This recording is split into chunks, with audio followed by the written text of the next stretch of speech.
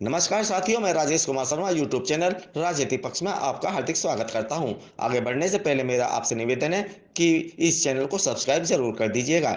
India alliance बनने के बाद भारतीय जनता पार्टी के नेतृत्व के माथे पर चिंता की लकीरें अब धीरे धीरे स्पष्ट होती जा रही हैं। पीएम मोदी एंड कंपनी को यह अंदाजा नहीं था कि विपक्षी दल आपस में लड़ते फिरते रहने के बावजूद भी लोकसभा चुनाव की तैयारियों को अमली जामा पहनाने में सफल होंगे। कभी लालू नीतीश कुमार के पुराने बयानों को उछालकर दोनों के बीच कड़वाहट पैदा करने की कोशिश की जाती है, तो कभी शरद पवार के अडानी प्रेम को चलकर राहुल गांधी को उकसाया जाता है, तो कभी आम आदमी पार्टी और कांग्रेस के बीच चल रही सीटों की रस्साकसी को मुद्दा बनाया जाता है। कहने का तात्पर्य यह है कि भाजपा चाहती है कि किसी तरह इंडिया गठबंधन में दरार आनी शुरू हो जाए, जिसके संकेत अभी तो मिलते दिखाई नहीं देते। दरअसल इंडिया अलायंस में शामिल राजनीतिक दलों के लिए विभिन्न राज्यों में जल्दी ही होने वाले विधानसभा चुनाव कोई मायने नहीं रखते हैं। इंडिया अलायंस का गठन तो भारतीय जनता पार्टी की केंद्र में मौजूद सरकार को उखाड़ फेंकना है और इंडिया अलायंस इसी दिशा में काम करता नजर आ रहा है। दरअसल भारतीय जनता पार्टी का शीर्ष नेतृत्व तो अच्छी तरह जानता है कि जल्दी ही होने वाले चाहे वे विधानसभा चुनाव हो या फिर लोकसभा के चुनाव, बिना मोदी के चेहरे को सामने लाए वे आसानी से विजय प्राप्त नहीं कर सकते। इसीलिए प्रधानमंत्री नरेंद्र मोदी ने जब गत दिवस राजस्थान और मध्य प्रदेश का दौरा किया तो वे यह कहने से नहीं चूके कि मोदी है तो मुमकिन है। आखिर पीएम मोदी को मोदी है तो मुमकिन है कहने पर क्यों विवश होना पड़ा। राजस्थान, मध्य प्रदेश और छत्तीसगढ़ में भाजपा कार्यकर्ताओं की भारी भरकम फौज और दिग्गज नेताओं की भरमार होने के बावजूद भी अगर पीएम मोदी को यह कहना पड़े कि मोदी है तो मुमकिन है, इससे तो यही अंदाजा लगता है कि शीर्ष नेतृत्व को या तो अपने क्षेत्रीय दिग्गज नेताओं पर भरोसा नहीं है या फिर जनता से इन नेताओं का भरोसा उठ गया है।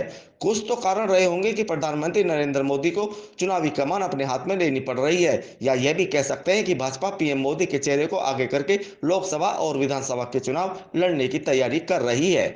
भाजपा के जो शीर्ष नेता हैं बड़े जोर शोर से यह बात उछाल रहे हैं कि विपक्षी दलों ने इंडिया अलायंस बना तो लिया है, लेकिन प्रधानमंत्री पद का चेहरा कौन होगा यह कोई नहीं जानता। लेकिन जब भाजपा के इन नेताओं से यह पूछा जाता है कि राजस्थान, मध्य प्रदेश और छत्तीसगढ़ में जहां एक दो महीने बाद विधानसभा के चुनाव होने हैं, वहां उनकी तरफ से मुख्यमंत्री पद का चेहरा कौन होगा, तो वे इस पर चुप्पी साध जाते हैं।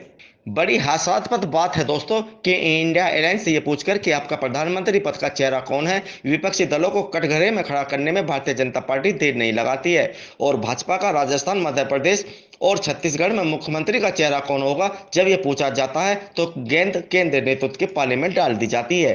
राजनीति पर पैनी नजर रखने वाले विद्वानों की माने तो इस प्रश्न का उत्तर तो शायद भाजपा के शीर्ष नेतृत्व के पास भी नहीं है। अगर ऐसा होता तो जनता के बीच जाकर पीएम मोदी को यह कहना नहीं पड़ता कि मोदी है तो मुमकिन है। दरअसल इंडिया अलायंस को बार बार प्रधानमंत्री पद का चेहरा घोषित करने को लेकर विपक्षी दलों को ललकारने वाली भारतीय जनता पार्टी यह मात खाती दिखाई दे रही है। पहले बात राजस्थान की करते हैं। यहाँ भारतीय जनता पार्टी पूर्व मुख्यमंत्री वसुंधरा राजे सिंधिया के नाम को प्रोजेक्ट करने से परहेज कर रही है। बताया तो यहाँ तक जाता है कि यहाँ भाजपा में केंद्रीय रेल मंत्री अश्विनी वैष्णव, केंद्रीय श्रम रोजगार मंत्री भूपेंद्र यादव, केंद्रीय जल शक्ति मंत्री गजेंद्र सिंह शेखावत, केंद्रीय राज्य मंत्री अर्जुन राम मेघवाल, कैलाश चौधरी और प्रदेश अध्यक्ष सीपी जोशी के समर्थकों के बीच गुटबाजी चरम पर है। अश्विनी वैष्णव और गजेंद्र सिंह शेखावत तो राजस्थान के मुख्यमंत्री अशोक गहलोत के गृह राज्य जोधपुर से आते हैं। सूत्र बताते हैं कि यदि भाजपा राजस्थान में अपनी सरकार बनाने में सफल होती है तो वसुंधरा राजे सिंधिया की जगह केंद्रीय मंत्री अश्विनी वैष्णव या फिर गजेंद्र सिंह शेखावत को मुख्यमंत्री बनाया जा सकता है। बताया तो यहां तक जाता है कि गजेंद्र सिंह शेखावत ने इसको लेकर अपना जाल भी बिछाना शुरू कर दिया है। भाजपा के सामने दुविधा यह भी है कि चुनाव जीतने के बाद यदि वसुंधरा राजे सिंधिया को दरकिनार करते हुए किसी दूसरे को मुख्यमंत्री बनाया जाता है तो भाजपा के लिए अपने प्रदेश अध्यक्ष सीपी जोशी को भी नजरअंदाज करना आसान नहीं होगा। गुटों में बटी भारतीय जनता पार्टी राजस्थान में फिलहाल पीएम मोदी के चेहरे को सामने लाकर चुनावी रण जीतना चाहती है। इंडिया अलायंस में प्रधानमंत्री पद को लेकर घमासान मचा है तो राजस्थान भाजपा में भी कमोबेश यही स्थिति है। गुटबाजी में फंसी भाजपा को केंद्रीय नेतृत्व तो छुटकारा दिलाना तो चाहता है, लेकिन चुनावी मौसम में वह कोई खतरा उठाने के मूड में नहीं है। लेकिन चुनाव होने पर जब जनता के बीच से भाजपा जाएगी तो जनता यह तो सवाल उठाएगी ही कि गुटबाजी के बीच जनता का विकास कैसे हो सकता है। जनता तो यह भी पूछेगी कि भाजपा की ऐसी क्या व्यवस्था है कि उसे विधानसभा का चुनाव पीएम मोदी के चेहरे को आगे करके लड़ना पड़ रहा है। कमोवेश यही स्थिति भारतीय जनता पार्टी की मध्य प्रदेश में भी है। यहाँ भाजपा में गुटबाजी इतनी चरम पर है कि हाल ही में कई दिग्गज भाजपाइयों को पार्टी छोड़कर दूसरे दलों में शामिल होने के लिए विवश होना पड़ा। बेशक कांग्रेस के दिग्गज नेता ज्योतिरादित्य सिंधिया को अपने पाले में खड़ा करके भारतीय जनता पार्टी ने मध्य प्रदेश में अपनी सरकार बना ली हो, लेकिन यह भी उतना ही कड़वा सच है कि ज्योतिरादित्य सिंधिया के भाजपा में आने से पार्टी को नुकसान ज्यादा हुआ है। ज्योतिरादित्य सिंधिया और केंद्रीय मंत्री नरेंद्र सिंह तोमर के समर्थकों के बीच जारी घमासान ने भाजपा को ऐसा कर दिया है।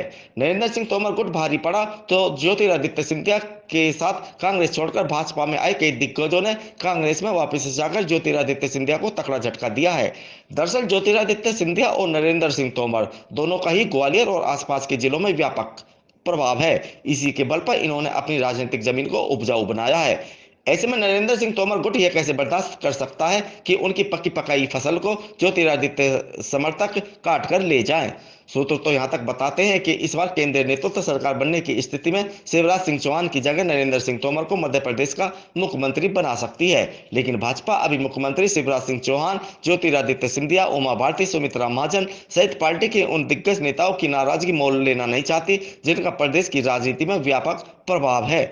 इनमें केंद्रीय नेतृत्व ने उमा भारती और सुमित्रा महाजन को दरकिनार किया हुआ है, लेकिन भाजपा को अच्छी तरह मालूम है कि उमा भारती के प्रदेश के कोने कोने में भारी तादाद में समर्थक हैं। अगर उन्हें नहीं साधा गया तो वे पार्टी को नुकसान भी पहुंचा सकते हैं। दोस्तों, बात राजस्थान, मध्य प्रदेश और छत्तीसगढ़ भाजपा में फैली केवल गुटबाजी की ही नहीं है, बल्कि बात यह भी है कि प्रदेश स्तर के नेता भी आम जनता पर अपना असर छोड़ने में सफल होते दिखाई नहीं दे रहे हैं। मध्य प्रदेश में तो मुख्यमंत्री शिवराज सिंह चौहान आजकल लोक लुभावन घोषणाएं करके सुर्खियों में बने हुए हैं, लेकिन जनता पर उनका असर कम ही नजर आ रहा है। छत्तीसगढ़ में तो कांग्रेस की सरकार है, लेकिन पूर्व मुख्यमंत्री रमन सिंह सहित तमाम दिग्गज भाजपाई मजबूत विपक्ष की भूमिका तक नहीं निभा पाए। चुनावी सर्वे बता रहे हैं कि यहाँ कांग्रेस दोबारा बहुमत के साथ अपनी सरकार बना सकती है। चुनावी सर्वे बताते हैं कि मध्य प्रदेश और राजस्थान में भाजपा और कांग्रेस के बीच जबरदस्त फाइट है। पीएम मोदी विवश हैं, जानते हैं कि क्षेत्रीय नेताओं पर भरोसा करके चुनाव नहीं जीता जा सकता। इसीलिए जनता को लुभाने के लिए पीएम मोदी और उनके समर्थकों को बार बार यह कहने पर विवश होना पड़ रहा है कि मोदी है तो मुमकिन है। और सच भी यही है कि जनता को लुभाने के लिए भाजपा के तरकस में जितने भी तीर हैं, उन तीरों में यही वह तीर है जो भाजपा की नैया को पार लगा सकता है।